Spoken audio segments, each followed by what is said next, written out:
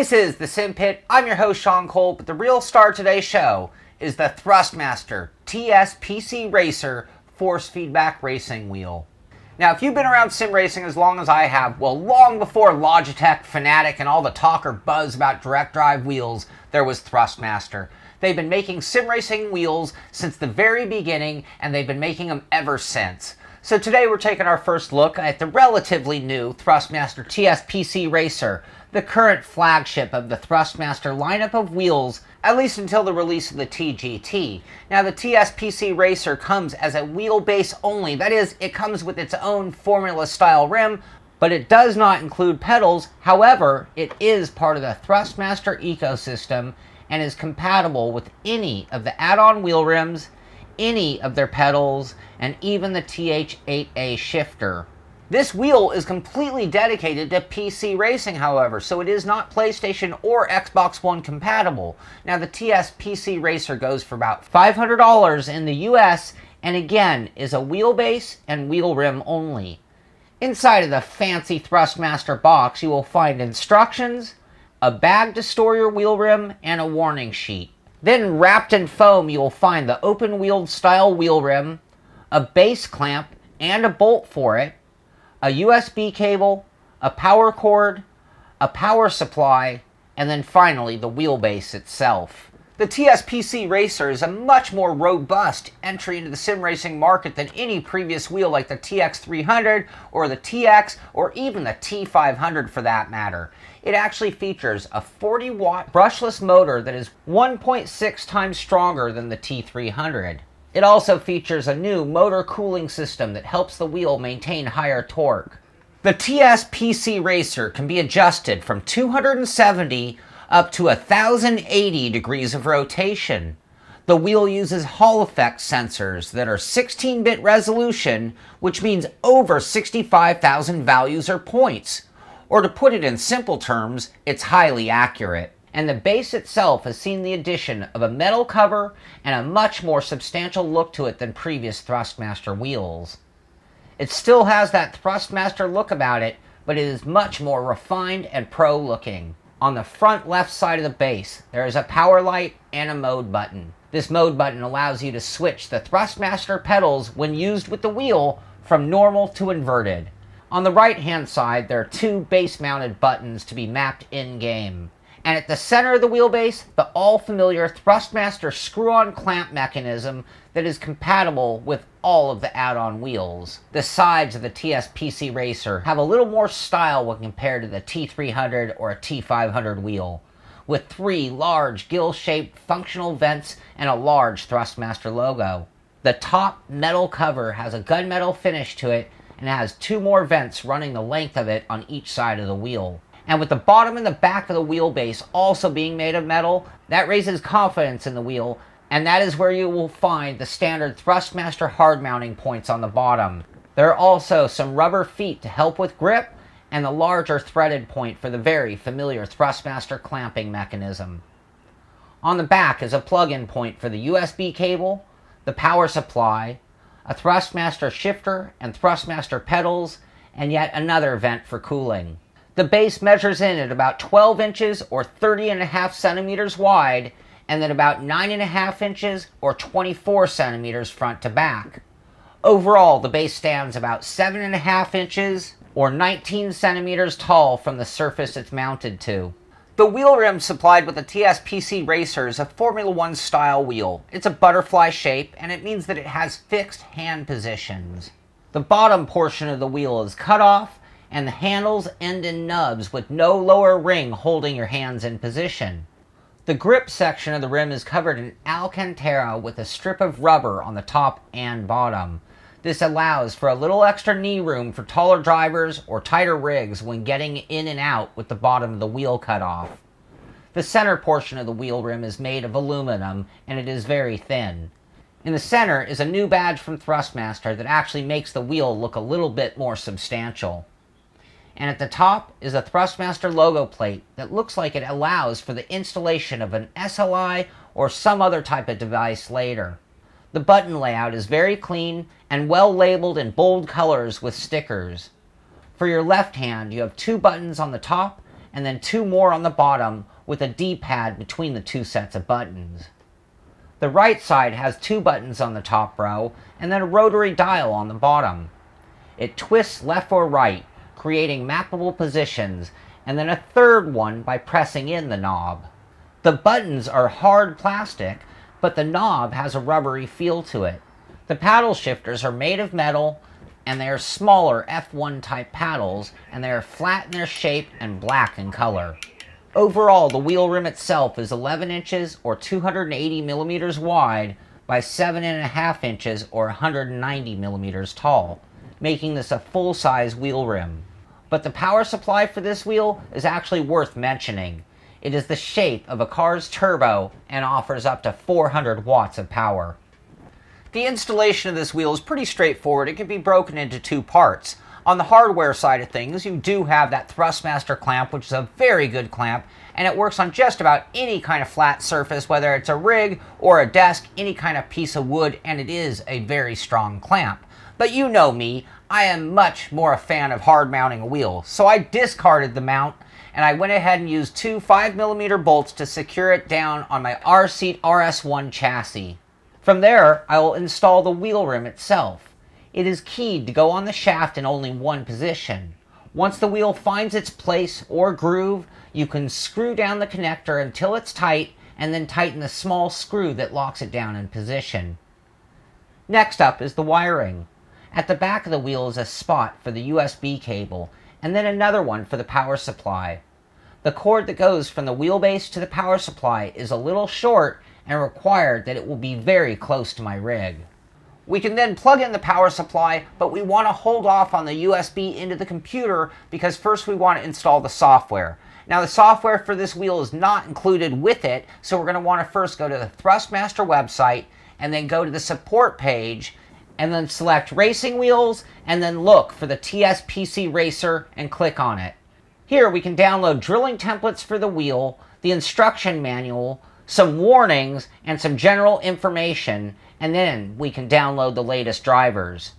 We can then install the drivers, and then when prompted, plug the USB cable from our wheel into the PC and watch it come to life. On a side note, you might want to look out because this wheel spins very fast on startup. Then it will finish installing the driver, and it will also create a controller icon on your desktop and a Thrustmaster folder on your start menu. That is where you would find the firmware updater if needed. You just go in there, double click on the firmware updater, and it's fully automated from there. In our case, our wheel is fully up to date, so we didn't have to worry about any of that, but it is 1, 2, 3. From there, we want to go to that Thrustmaster control panel icon on our desktop, and there we can look at the various settings for this wheel. There are 3 tabs to adjust this wheel, the first one being test input. On this tab, you can see your wheel's movement and any of the buttons or shifters being pressed. And here you can also adjust the steering rotation angle. The second tab is the test forces tab, where you can press a button and make your wheel mimic certain force feedback signals to ensure that all is working well. And then the final tab is the gain settings tab. On this tab, you can adjust the overall force feedback amount, and then a handful of detailed gain settings, and then finally the center spring settings for the wheel. I was able to get the settings from one of the best drivers on earth, David Greco, and here are the settings that he uses when he runs the TSPC Racer. 100% overall, 100 constant, 100 periodic, 100 spring, 100 damper, and then I allow the game to control the center spring. And that should work for most games, and coming from David Greco, I'm not going to argue. Those are the settings I use, but if you wanted to, you could change them to your own desires, I suppose. Now it's time to map our controls, calibrate our wheel in-game, and get down to driving. Since this wheel comes as a wheelbase alone, I decided to match it up with my Ricmotech pedals. Well, they're tried and true. I know exactly how they're going to work, and that would allow me to focus all of my energy on the wheel and all of its effects. So there's a perfect combination or setting for testing out this wheel. And with this wheel, the first thing that occurred to me happened before I even rolled off pit lane. The hand grips on this wheel are much thicker than I expected them to be. They're oval in shape, and they measure in at 1.2 inches across the front and 1.5 inches front to back. That is thicker than the F1 rim, the GTE rim, or even a real Momo Mod 31. For example, the grip area in the GTE rim is 1.1 inches across and 1.4 inches front to back. And I only mention this because they are the thickest grips that I've ever tested of any wheel that I could ever think of, and for some people that's going to be good and comfortable, and for others maybe not so much. Now the overall strength of the wheel is the next thing that I noticed. I hadn't even gotten off pit lane, but just swerving the wheel back and forth had some resistance and felt as though I was lifting the car. A lot of power right off center when turning. As I rolled off pit lane and started swerving the car, I could tell that this wheel had some serious power to it and that it was very tight. And when I say tight, I'm not talking about friction, but more of the power and the immediate reaction to movement. To get a good feel for things, I continued to swerve the car back and forth. And I could really feel the change of body weight in the car and in the change in grip levels as the car's load would change. There was a resistance point when the moment would end in one direction and switch over to the other. And when I overdid it, instead of hitting that force feedback wall of changing direction, the wheel delivered a quick release of power as the rear end started to spin out. The wheel was doing a good job of letting me know what was going on at low speeds. As I started to get more serious and drive a bit more normally, I could tell that despite being strong, the wheel was also delivering some very fine feelings simultaneously. The wheel was quiet down the straights, but it was still giving little changes in forces when running over dips or bumps in the road. The wheel had a strong center point, and taking it off that point and asking the front wheels to turn on the ground and offer a change in direction could be felt very clearly in the wheel. I then decided to put a couple of wheels off the side of the road to get an idea of what this change would feel like. Of course, the sim is responsible for the overall bumpiness when off-road, but it still shows me how the wheel reacts to different surfaces. The wheel stayed with the force feedback of body weight and momentum, but it then added that layer of a bumpy road. It wasn't bucking or kicking to the point of excessive, but it was enough to let me know that I was no longer on the smooth surface. I did try a handful of different sims in order to try out certain feelings from the wheel. It was with dirt that I felt the full-time, non-stop vibrations while driving. The TSPC Racer did a great job of separating and then combining the force feedback effects of the car's motion and G-forces and such, and then adding the delicate distraction of bumps, dips, and even car contact.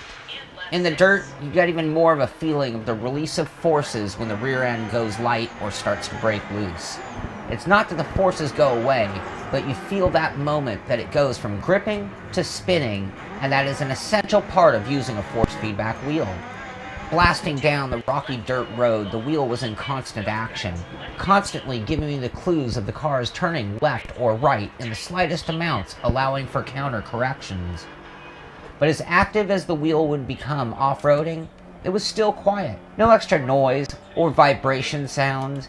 It was rock solid and felt as though it could deliver this all day long. It was during my testing with Dirt 4 that I did find the back and forth movement of the wheel would cause a slight pendulum effect from the wheel.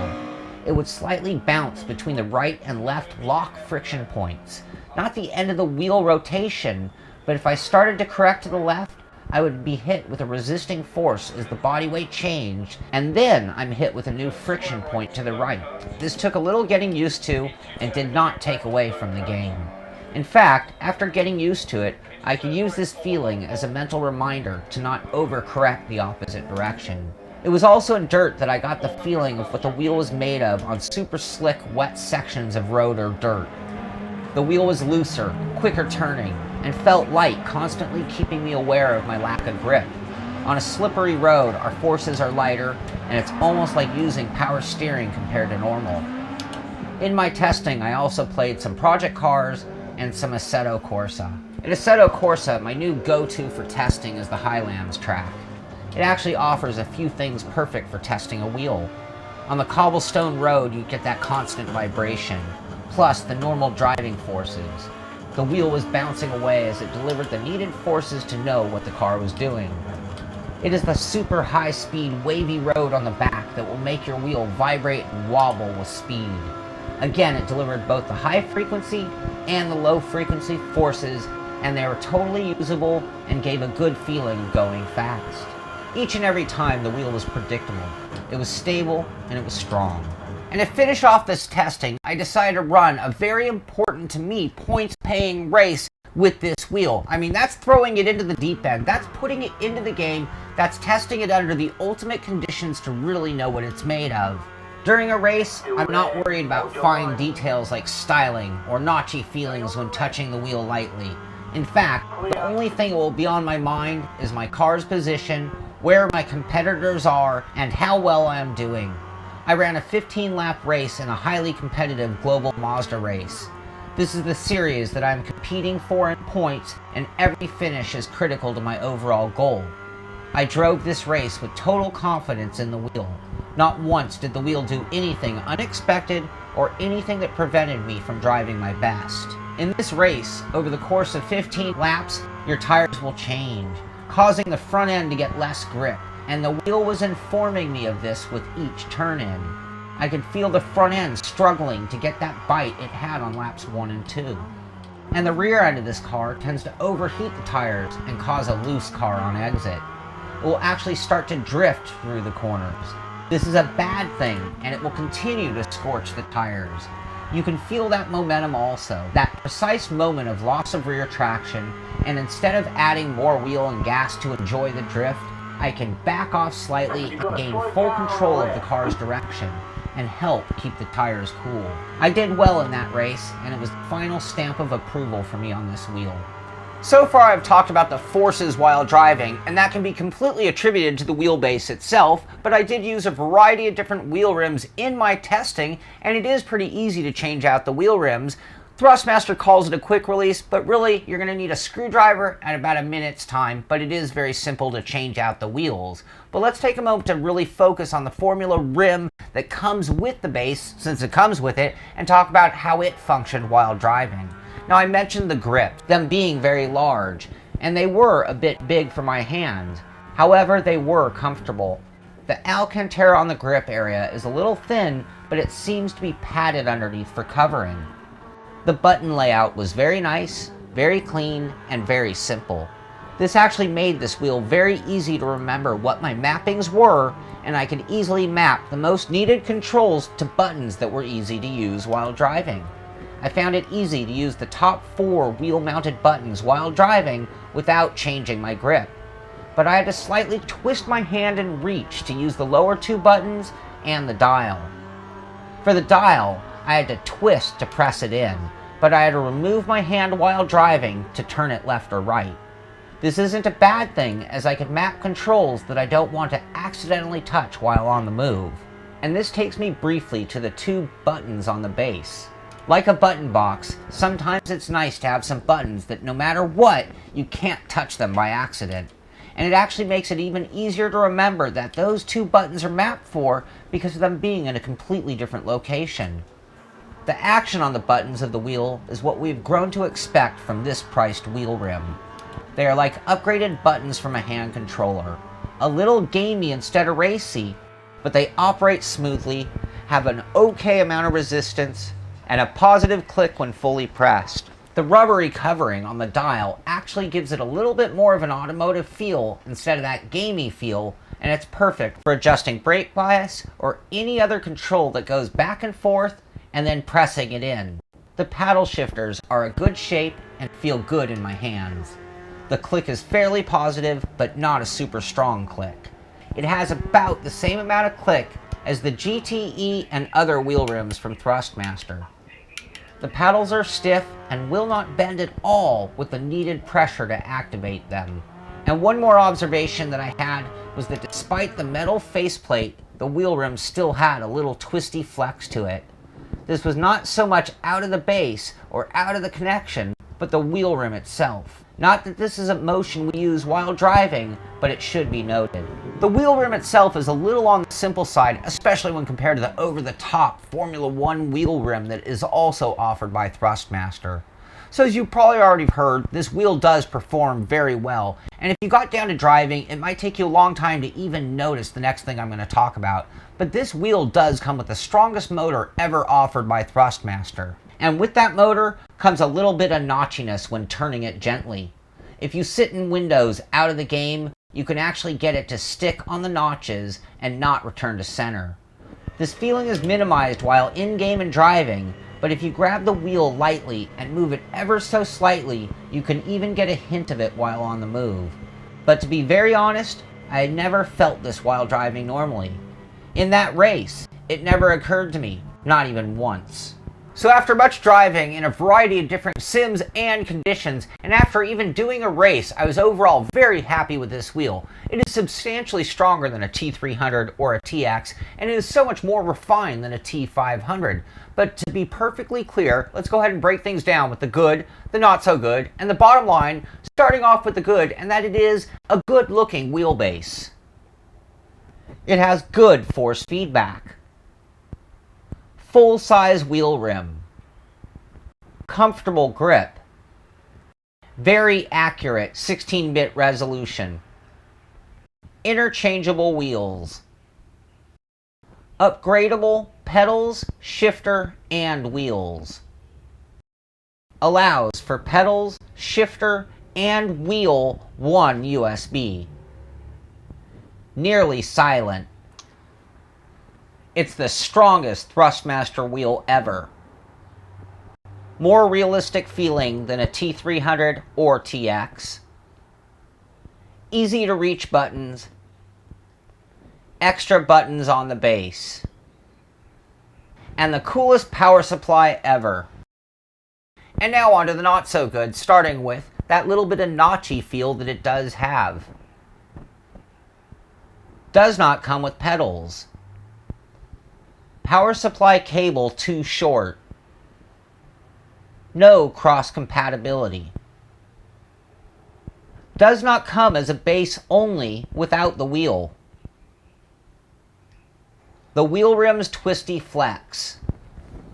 And now on to the bottom line, and I have to admit, I'm a little torn on the Thrustmaster TS PC racing wheel. It is clearly the best wheel that Thrustmaster has ever made, and rumor has it, it actually is going to have the same internals as the coming TGT, which means it really might even maintain that flagship position in their lineup. It is clearly better than the T300, and the TX, and even the T500 wheelbases. But this does come at a premium or a much higher price tag. Now the T300 and the TX are quicker turning and smoother wheels, but not nearly the same power as this wheelbase. But if you currently own either of those wheels and you're currently happy with the amount of power, their overall force feedback strength, then you're not missing much. However, if you're looking for a little more realism, or to duplicate real life forces, then this is an upgrade that you're going to want. And with the TSPC Racer being part of the Thrustmaster ecosystem, you can consider it part of the upgrade item. So let's say you have a T300, you have upgraded pedals, a couple of wheel rims to choose from, and a shifter, then you can just buy this wheelbase with the rim for now, and you can upgrade your overall equipment and just change out the base on itself, still use the rest of your equipment. When it comes to doing a review, I don't take this lightly, or I take it extremely seriously. I spend many hours driving it in so many different scenarios, and I do it repetitively so I can really get a feeling for all of the different effects in the wheel and really get the nuances from it. However, when it comes to doing the review, I find that I'm very repetitive. A lot of the words that I describe all wheels end up being very similar. I mean, after all, they all have the same task. Taking those forces from the game, delivering them to your hands, and they all use somewhat similar methods, whether you're talking different motors, gearboxes, various things, but they all do the same task. But the differences from one wheel to another can really come down to things like styling, overall strength or power, smoothness, and the perceived durability of the wheel from using it. And it's been a very long time since I reviewed a wheel that I didn't actually think was fit for sim racing. But here in 2017, as a dedicated sim racer, I have to tell you, those $100 to $400 wheels, they just aren't cutting it for me anymore. Sure, they last a long time. Sure, they deliver the force feedback. But for me, I want the power. I want the smoothness. I want the overall precision and the realism that the wheels that start at about $500 have to offer.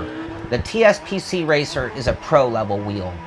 Sure, it's not a direct drive wheel, but at this point in time, I don't think direct drive wheels are really available to the average sim racer on the level they need to be. Perhaps in the coming years, but now, not so much. But if you're a Thrustmaster fan, this is absolutely the wheel to have.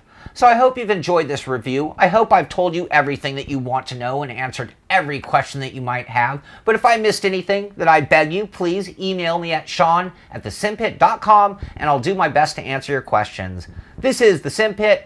I'm Sean Cole, and I'll see you on the track.